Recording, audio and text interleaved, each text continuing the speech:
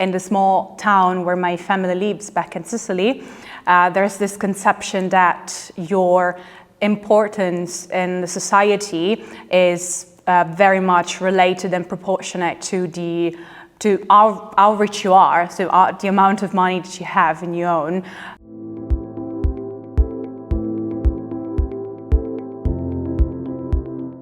Hi, I'm Giorgia, I'm 27, and I'm an ESG Manager for a fintech company where ESG stands for Environmental, Social and Governance.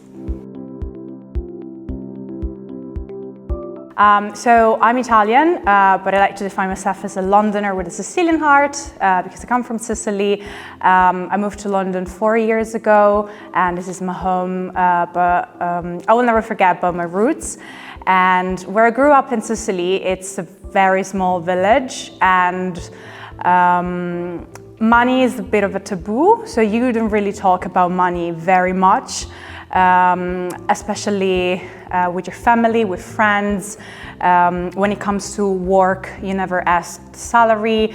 So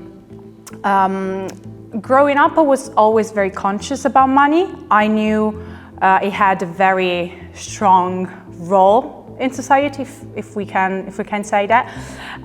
But I was always a bit scared because it was something I didn't really understand very much.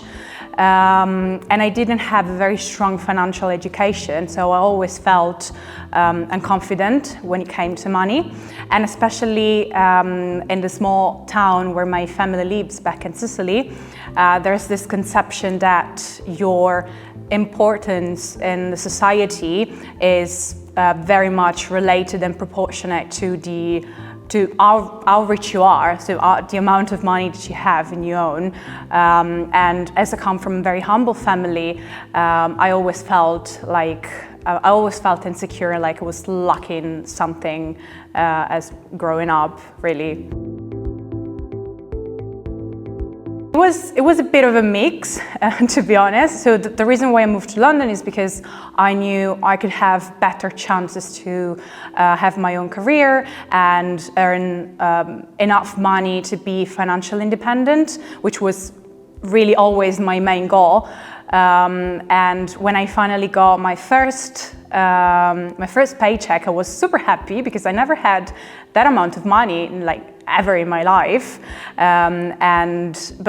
So I really wanted to go and buy something for myself, but I also knew that I didn't have any backup, so I am my own backup, so I decided to save that money to start with so that I could be save financially. But then it was during the middle of the pandemic and the second lockdown started and we were stuck at home, so you really didn't have any chance to spend any money anywhere. So I was saving enough money, and then I've always dreamt about painting. I don't have any drawing skill, any artistic skill, but I was just very passionate about painting. So I decided to make this little investment and buy all of the stuff, all of the tools, materials, acrylics, everything that I needed. And I spent I don't know, £200-300, which was a huge sum for me considering I didn't have any savings. But yeah, that was I felt very empowered at the time.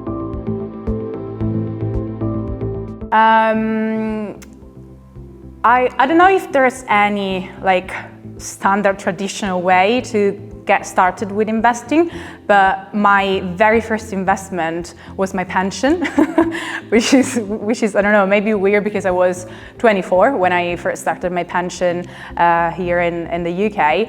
And the thing is, at the time, I didn't realize it was an investment.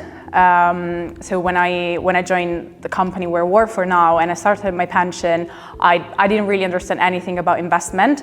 But then I moved role into my current role as an ESG manager, and as part of my role, I work in the investment area in our company. So I started to learn about investing and how it works, what it is, and also the impact that you can have with your money and your investment. So I decided to take control of my pension, and I decided where to invest my pension. So I invested in a fossil fuel-free plan, so a pension fund that doesn't invest in any oil company, like oil gas company, like companies that are damaging the planet.